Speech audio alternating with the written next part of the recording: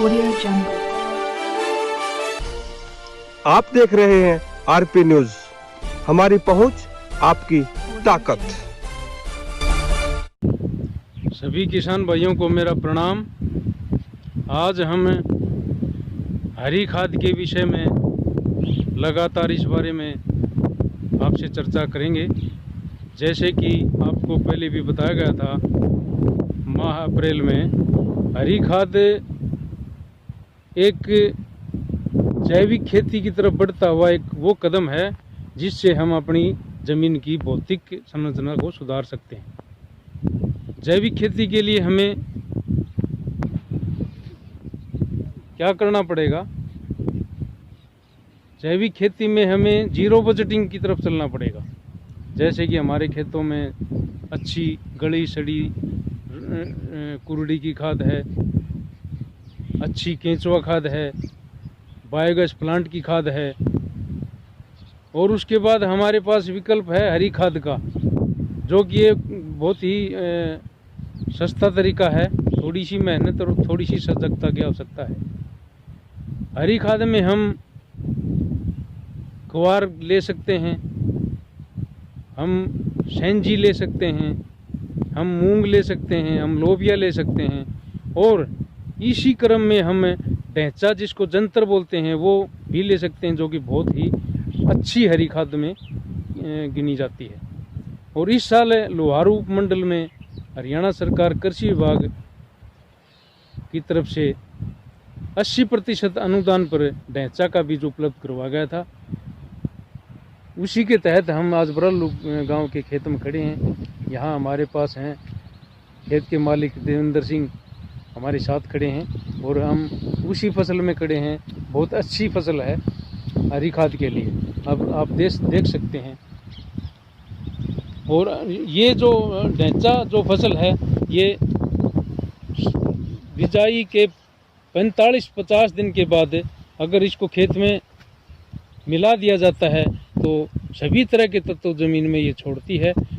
जो ही इसमें फूल आने शुरू हों उससे पहले इसको खेत में मिला दें तो ये ज़मीन को बहुत अच्छा बना देती है, और ज़मीन में ऑर्गेनिक मैटर इतना छोड़ती है कि और फसलों से ज़्यादा और कम समय में ये तैयार हो जाती है।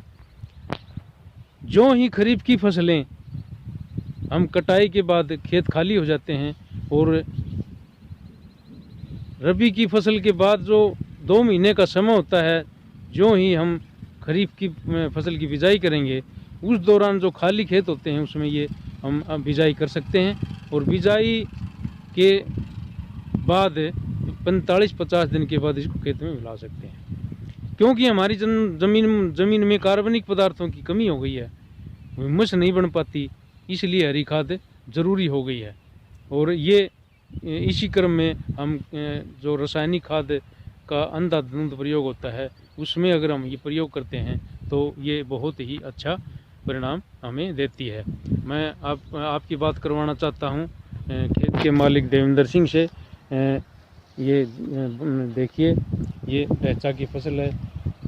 देवेंद्र सिंह, ये क्या योजना है आपकी हरी खाद के बारे में? सबसे पहले सर किसान भाइयों को मेरी राम राम। ये जो हरी खाद है, ये हम हमारी ज़मीन की उर्वरक शक्ति को बढ़ाने के लिए करते हैं जी। हम इसका प्रयोग हर साल करेंगे, ये बहुत ही अच्छी है। ये जैसे रासायनिक खाद से हमारी ज़मीन की उर्वरक शक्ति दिन प्रतिदिन कम होती जा रही है, और इससे हमारी ज़मीन की पैदावार भी बढ़ेगी और हमारी ज़मीन की उर्वरक शक्ति है वो भी बढ़ेगी। तो हम इसको हर साल यूज करेंगे। मेरी पहली बार ये है, ये बहुत ही बढ़िया अच्छी फसल है। अब हम इसको मिट्टी में दबा के और इसमें बाजरे की खेती लगाएंगे। तो ये थे हमारे किसान देवेंद्र सिंह, और आपसे भी अनुरोध है कि जैविक खेती की तरफ चलें और अच्छी हरी खाद लगाएं। जो ही बीज का समय मिलता है तो खेतों को सुधारने के लिए सिर्फ हमारे पास विकल्प यही है कि हरी खाद का प्रयोग हम करें। आपको मैं पुनः स्मरण करवा दूं, ये लोहारू उपमंडल का रेतीला इलाका है, और यहाँ कपास की फसल पिछले 4-5 साल से बहुत बढ़िया होती है।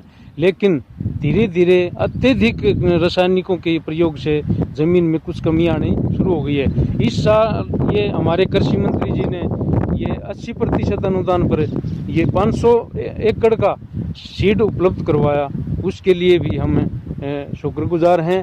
किसानों की हालत सुधरे, ज़मीन सुधरे और अच्छी पैदावार किसान लें और 2022 तक दुगनी पैदावार की तरफ हम ये रास्ता प्रशस्त हो। धन्यवाद। जय जवान जय किसान, जय हिंद जय भारत, प्रणाम।